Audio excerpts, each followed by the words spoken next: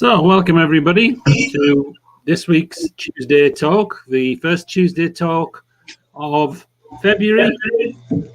Yeah, we're still only on the 2nd of February, so we're doing quite well this month. Back in our normal slot, aren't we now, Danielle? Yeah. Yeah, so the first Tuesday of every month will be Tuesday Talks with Dr. Danielle Farrel. So Danielle is joining us today, and today's a different one because Danielle's going to be answering the varied and interesting questions that people have sent in. So Yeah. I will just go and let you talk. We'll be on for about half an hour as usual. Again, if anybody wants to make any comments, Daniel's going to race through a lot of questions, but if you want to make any comments, you can do that as Danielle's talking. Okay? So. Hi everyone. It's nice to be back again. So thanks to everyone who submitted some questions. You all have embraced the opportunity to put me on the spot. So let's just have a look at some of the questions that you guys have asked, and I'll do my best to answer. If Keith would kindly put up the presentation I've prepared, just so that you guys have a visual and can see each of the questions as I'm answering them. So the first slide is just letting you know that you'll get to see the real me, or hear the real me, and hear some questions that I maybe wouldn't normally answer. So let's see what the first one is. The first one was from Emma, who is a fellow Partners in Policy Making graduate. Emma asked if I was to become Health and Wellbeing Minister, what would be the first policy I would change and introduce? This definitely was the one that put me on the spot the most, and that's why I put it as the first question. Well, I think looking at existing policies that are made with the aim of promoting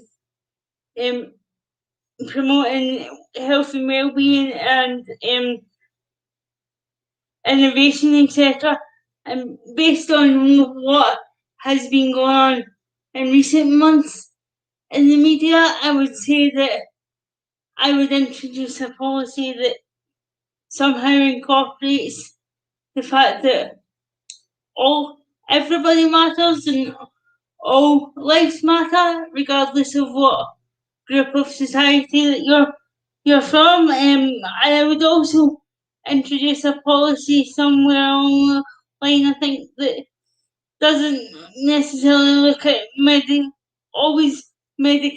as a way of treating people's health needs. I know that there's things in place already, like attached to GP surgeries, where you can speak to somebody that's not necessarily there to prescribe medication, but help you look at the wider picture and see what else can be affecting your health.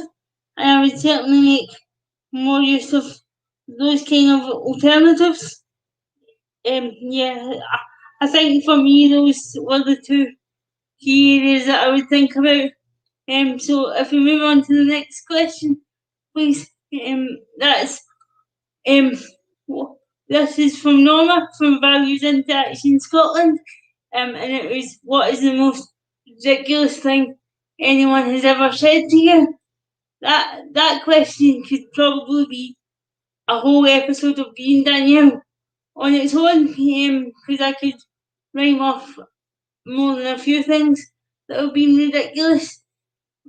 But for the purpose of answering Norma's question, I pinpointed two examples. I remember once going for a wheelchair assessment for a new powered wheelchair, and me explaining that my current one at that time was uncomfortable because I was in it most of the day at uni and leading an active life, and I was told wheelchairs aren't for sitting on. I was like, okay, am I supposed to go to uni in my bed? And I never got an answer to that question, but I was glad somebody was with me at the appointment, because I'm not sure anybody would have believed me that somebody actually said that. And another example would be before the pandemic, I was out in the pub and somebody who I didn't know approached me and asked me if I knew his brother. And I said, well, no, I don't even know you. And he went on to say, well, you must know Andrew because he's, and he was indicating towards my wheelchair. And I was like, I ended up saying to him, please don't finish that sentence. And he just walked away. But obviously he was indicating that I must know Andrew because he's in a wheelchair. Because of course everybody in a wheelchair knows everybody else in a wheelchair. We all know that that's not the case. I would hope. That's like saying everybody in Scotland knows everybody else in Scotland because we're all from Scotland. It was just ridiculous. But yeah, that's probably the two examples that could answer that question.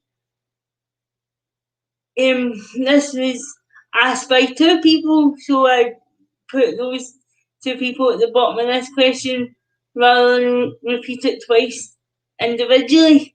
It was from Carol Loch, also a Partners in Policy Making graduate, and Christine Smith, a former work colleague at Cargill. And they asked, did someone inspire me, or who's my hero? I know it's probably, you could argue it two different questions, but I thought they were connected in some way.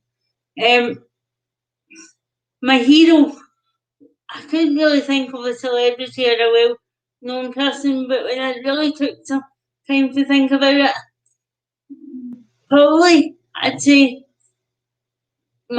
I'm inspired, and my heroes are everyday people. So like the people like who I did Partners in Policy Making with, because I think as a disabled person, you know your own story, but you don't tend to hear it from like a parent's point of view unless you hear some bits and pieces from when you were growing up, and maybe your parents, like my parents, told me things that they had to deal with before I was old enough to have my own voice.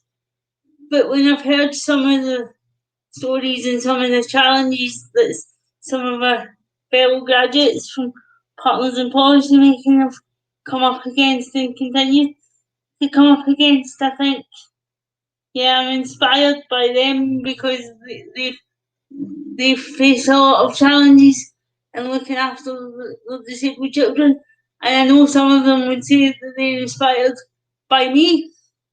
But I guess in that way, it's sort of a two-way street.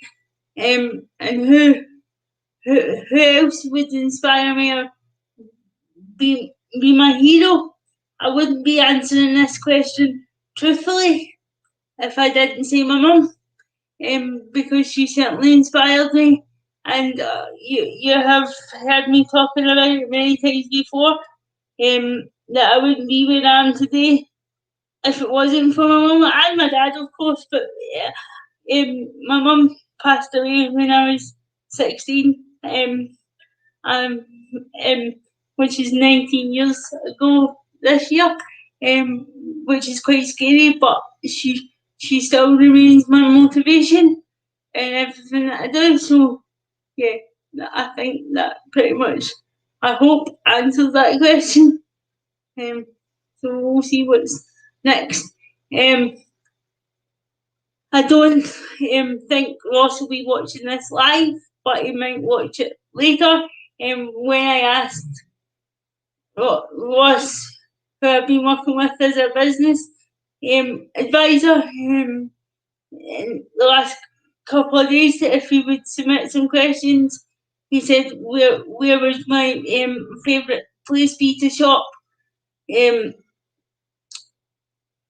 Before the pandemic, I'd say Primark, because everybody who knows me and has been shopping with me before knows that Primark is one of my go-to shops.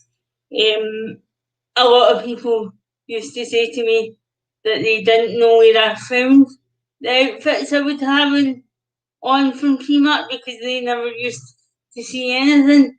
What can I say? I'm an expert shopper. But having said that, since Primark has been shut in the last year, I've kind of became quite partial to the odd online buy. In fact, I think this is where this jumper came from that I've got on today.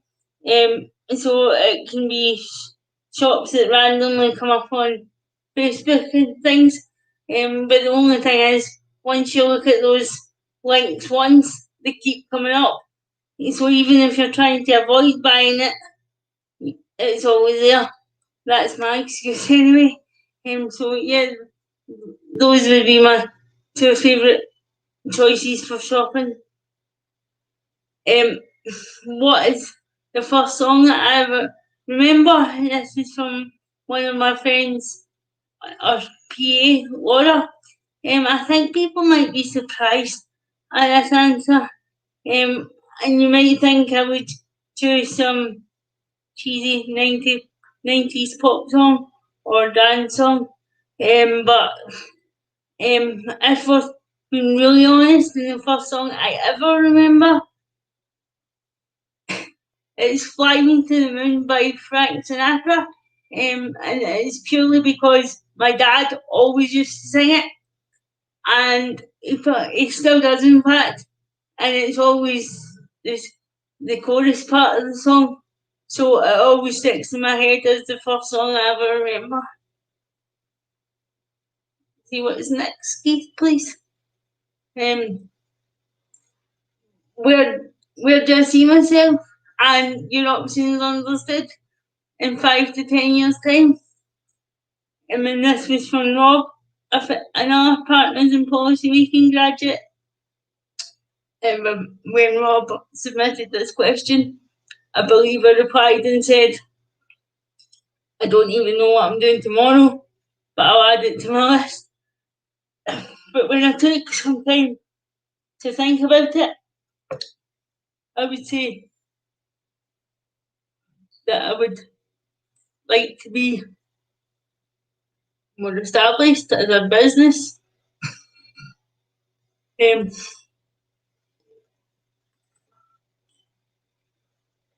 me, I'm frogging my throat there. More established as a business. When I like to think the world is in a better place, and I've experienced my first holiday abroad. Whether that's in 5 to 10 years' time, I don't know. But I would hope it would be somewhere in there. I would hope to be. I would hope that if the opportunity come up, you or your options understood could be providing some of the statutory services within a local authority. Yeah, and I just would like to think that I could be more sort of established as a person, not as a person, but I think more confident as a person and as a managing director of a business, and be more equipped, I think, of myself to deal with some of the challenges that I've faced in the last year with my business that have been quite new to me. Hopefully, if they come up again, I'll be more confident to deal with them as they come. I see from the bottom of the screen somebody, I think it's in Control Scotland, so it might be Keith, I don't know, but has said, where would I go my first holiday abroad? I don't know, maybe America, maybe the whole, when I did my person-centered plan a few years ago an American road trip, so somehow come upon to my plan, which I never expected, but obviously somewhere in my subconscious I was thinking that at the time, so maybe that's where I would go. I hope that answers the question. We'll see what else comes up on the slide. Yeah. If we can move on to the next question.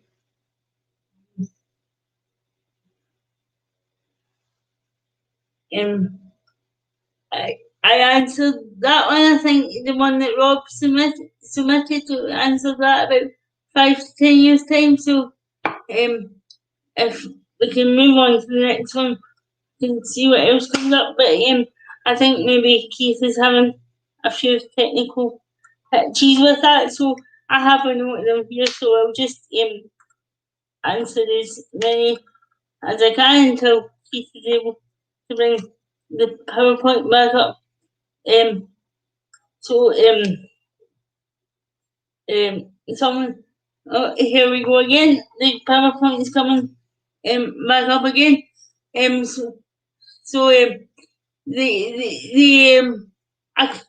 couldn't do this presentation without somebody asking about my hair colours. And it was asked. There was 2 questions relating to my hair colours. Ross asked, how do I decide on my hair colour? And Christine, my former work colleague, asked, when did I start with the crazy colours? To answer Christine, I honestly don't know. I can't honestly remember when I made the conscious decision to start dyeing my hair pink. And every other colour I've had since. But the first colour was pink, I do remember that. And it was my full head. And to answer Ross's part of that question of how do I decide? I don't. Sometimes I just let my hairdresser come in and give her free rein pretty much. Other times, like on my last night out, which was the In Control Scotland fundraiser, I had on a blue ball gown, so I dyed my hair blue and pink to go with the dress and to go with the whole outfit. So sometimes it's to do with what outfit I'm wearing to a special event or some, but more often than not, it's just a random choice. So I hope that answers the question. Who would I like to go to dinner with and why? And this is my one of my colleagues from Girl Guiding who asked this question. I was thinking that I would come up with some sort of celebrity who I would like to go to dinner with.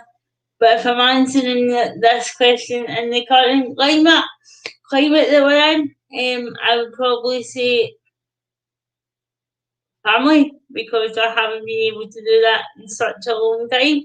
And it would just be good to be able to do that without the whole social distancing and wearing masks and things having to be set, be planned out so much. So it would just be good to be able to do that without COVID-19 playing a part. And why? Because I haven't done it in such a long time. That's probably not the answer you were hoping for, but it's the honest answer. What is the best piece of advice anyone has given you, or that I could give to anyone?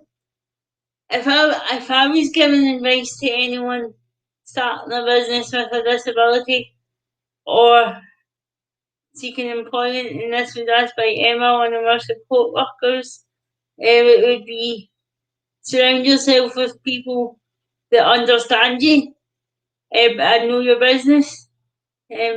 Because if you don't have that, there's so many more challenges put in front of you that could be avoided. What is the best piece of advice somebody's given me? Don't let my disability define me. I think that was probably my mum and some other therapists maybe along the way. And I always stick by that. More recently, as I've been going through my business development, one piece of advice that stuck out to me was when I was advised, and then sometimes in life you have to get off one bus and go on another bus for another part of your journey. And I hadn't thought about it in a metaphor like that, but it's so true. One bus can take you so far, and then you have to go on to the next part of your journey. I hope that answers that question. What was my earliest childhood memory? Again, this is Laura, my PA/friend. I racked my brains yesterday trying to think about what age you should be when you have your first memory. Because I had so many I could mention. But I sort of narrowed it down to a couple again.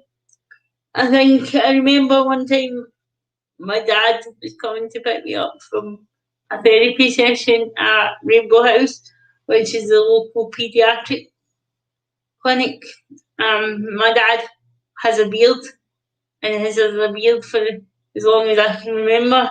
He still has it now.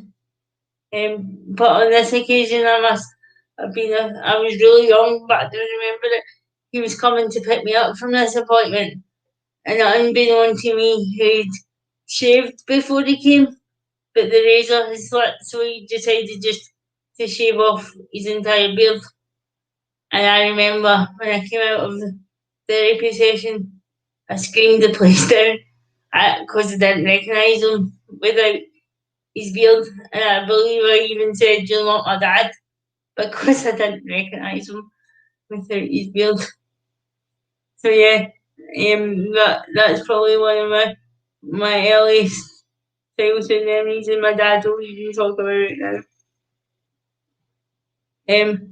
Naomi, again another partners in policy making graduate, asked if I had a magic wand, what one frustrating thing would I undo in my life as a disabled woman.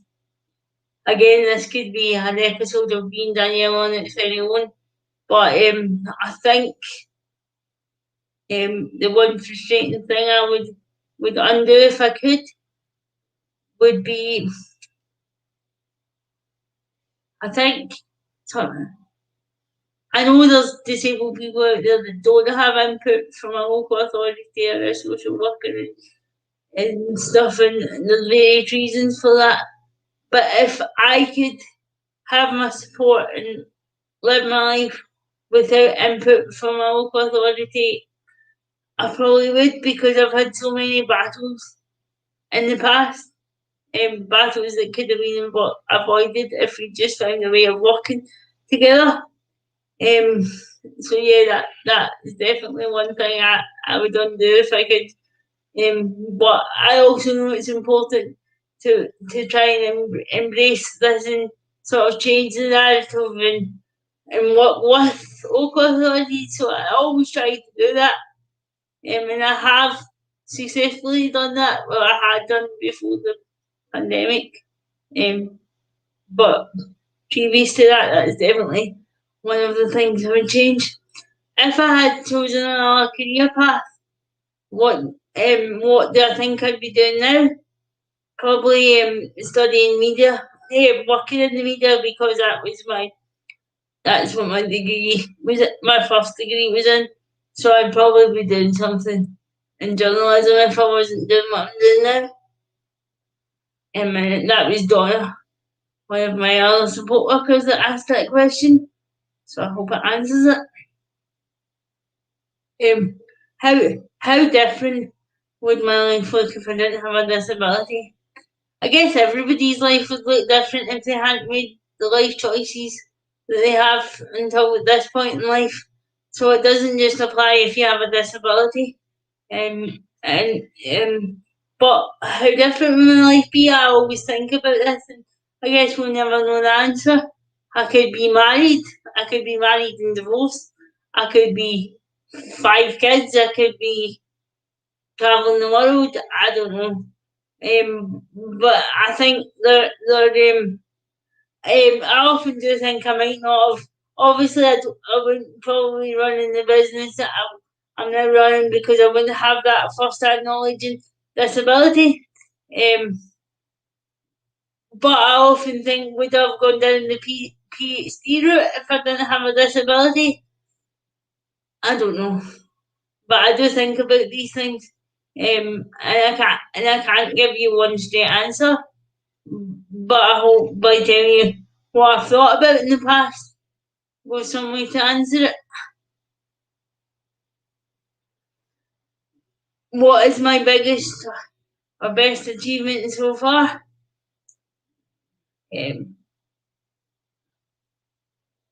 Probably surviving the lockdown, if I'm honest. Because I felt like I've been hitting a bit of a brick wall in the last few days. But if we're talking about more life in general, my biggest or best achievement is probably getting through the barriers that I faced to get my own house and live independently.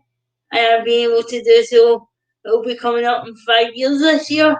So although I'm still facing challenges around accessing my house, it's definitely up there with one of my biggest achievements.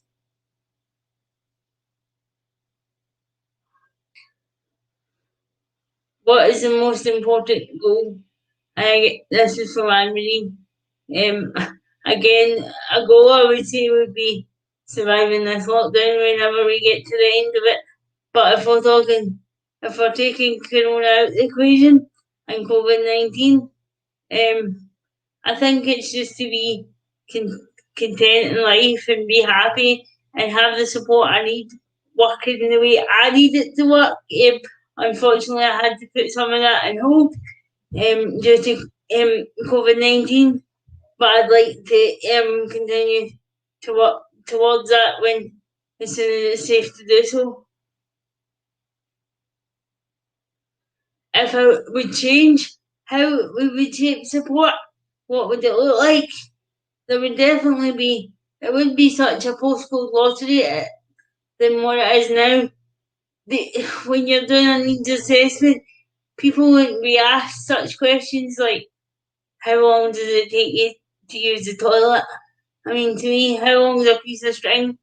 Put yourself in the person's shoes.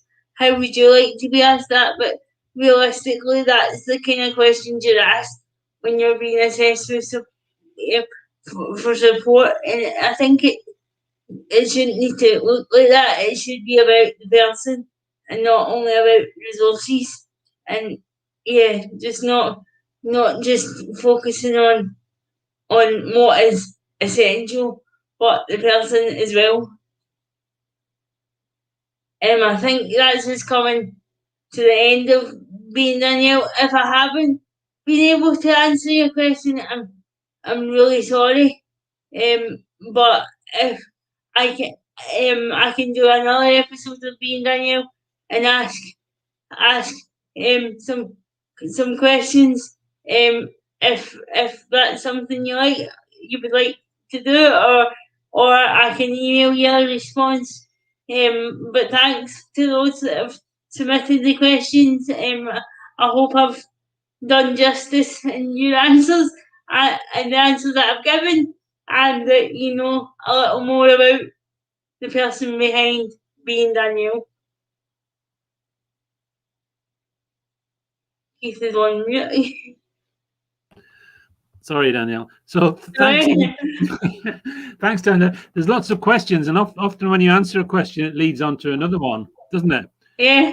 You know, like when you're talking there, I'm thinking, what's the most ridiculous thing when you say what's the most ridiculous thing anyone said to you, I was thinking, wonder what Danielle would say to what's the most ridiculous thing I've ever said, because I'm sure there's loads of them as well. Yeah. And I, Yeah, I was fighting them as well. I think we all have days where we think, oh my God, did I actually see that? But yeah, that's an interesting question. Yeah, or I was thinking, what's the next bus you're going to get on? That's what I was thinking. What is the next bus you're going to get on? And then I was thinking, when I know the answer to that, Keith, I'll tell you. and I was going to say, hopefully you recognise your dad now. Right? Yeah, I do. And everybody should say that their mum is the hero. That would be great, wouldn't it? If we all, okay. Yeah. All right, thanks, Danielle. Me and you can have a talk about the other questions that are left and whether we come back again. Yeah, we will do it. Yeah, we can see what we can do to get them answered as well. Okay. Well, thank you for this month's Being Danielle, and no problem. We'll speak again. I look forward to seeing you all next month.